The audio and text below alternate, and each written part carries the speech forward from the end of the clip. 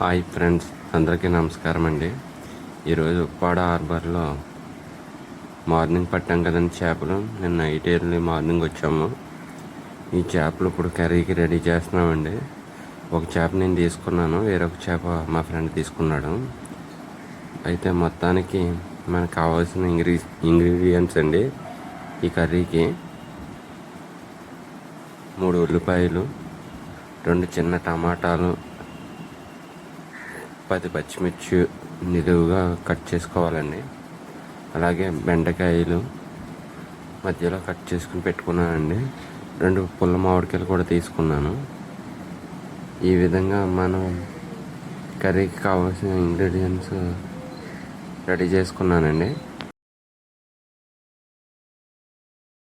అలాగే 1 చెంచా మెంతులు, 2 చెంచాలు జీలకర్ర, ఒక 4 స్పూన్ల ధనియాలు, ఒక 20 వెల్లుల్లిపాయలు తక్కువలసినవి తీసుకోవాలండి. అలాగే 50 గ్రాముల చింతపండు తగిన వాటర్లో నానబెట్టుకోవాలి. తర్వాత మనం వెల్లుల్లిపాయలు తక్కువలసి పెట్టుకున్నవి ఇంతకుముందు మెంతులు, జీలకర్ర, ధనియాలు వేసి బాగా పొడుము చేసుకోవాలండి మిక్సీలో. తర్వాత వెల్లుల్లిపాయలు కూడా వేసి ఇంకొకసారి మిక్సీ పట్టుకోవాలి మెత్తగా. అది పక్కన పెట్టి మనం ఒక పెనంలో ఆయిల్ వేసి, ఆయిల్ బాగా మరిగిన తర్వాత ఆనియన్స్ వేసుకొని బాగా లైట్ బ్రౌన్ కలర్ వచ్చే వరకు బాగా వేగనివ్వాలి. ఆ విధంగా ఒక 2 నిమిషాలు ఉంచితే లైట్ బ్రౌన్ కలర్ వస్తుందండి. అప్పుడు అలాగే పచ్చిమిర్చి, ఒక 2 రబ్బల కరివేపాకు వేసుకుని అవి బాగా వేగేటట్టు చూసుకోవాలి ఫ్రెండ్స్. ఈ విధంగా ఇంకొక 2 నిమిషాలు లైట్ వేపుకునే ఆ తర్వాత తగినంత కారము, ఉప్పు వేసి 1 చెంచా పసుపు కూడా వేసుకొని బాగా కలుపుకోవాలి ఫ్రెండ్స్. ఈ విధంగా కలుపుకున్న మిశ్రమంలో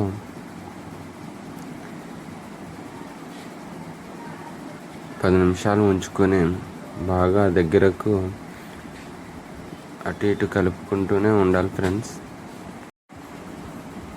ఈ విధంగా కలర్ మారే వరకు బాగా అటు ఇటు కలుపుకుంటూ గట్టితో తిప్పుకోవాలి ఫ్రెండ్స్. అప్పుడు మనం ముందుగా కోసి పెట్టుకున్న 2 టమాటా ముక్కలు ఉన్నాయి కదండి, అవి వెంటనే వీటిలో వేసుకుని టమాటా ముక్కలు దగ్గరకు మెత్తగా అయ్యే వరకు ఉంచుకోవాలి ఫ్రెండ్స్. ఈ విధంగా దగ్గరకు అవ్వాలి.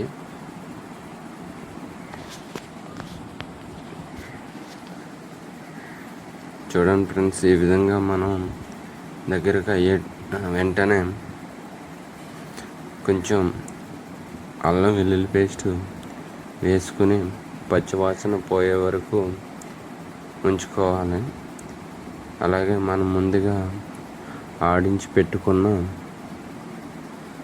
ధనియాల పౌడరు, అల్లం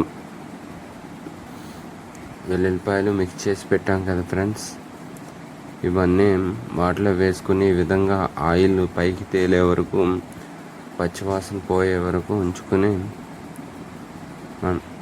మిశ్రమాన్ని వేసుకోవాలి ఫ్రెండ్స్. వేసుకొని అవి బాగా కలిసే వరకు కలుపుకుంటూ బాగా ఫ్రై చేసుకోవాలి.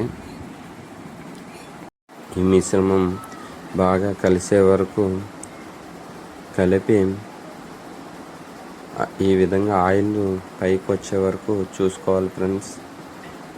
ఈ విధంగా ఆయిల్ పైకి వచ్చి తేలిన 10 నిమిషాల తర్వాత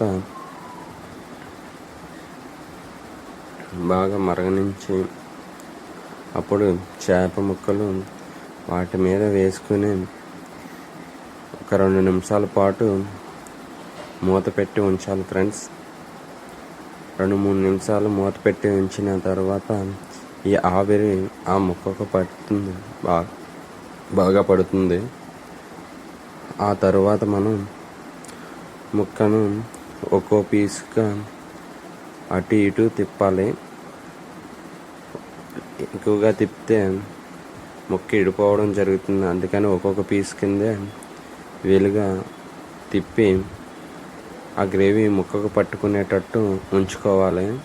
లేదు మనకి ఈ విధంగా అవసరం లేదనుకుంటే ముందు ఉప్పు కారం పెట్టుకుని పక్కన పెట్టుకోవచ్చు ఫ్రెండ్స్. ఆ విధంగా అటు ఇటు తిప్పుకుని 2 నిమిషాలు మరలా ఉంచి అప్పుడు మనం పక్కన పెట్టుకున్న కొంచెం చింతపండు వాటర్ను తీసి ఇందులో వేసుకోవాలి.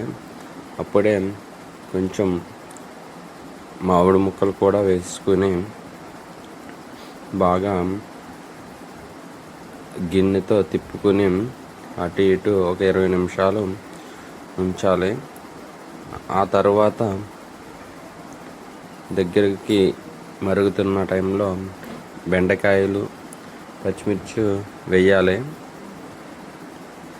ఈ విధంగా వేసుకుని ఒక 10 నిమిషాలు స్టవ్ హై ఫ్లేమ్లో పెట్టుకుని బాగా మరిగిన వెంటనే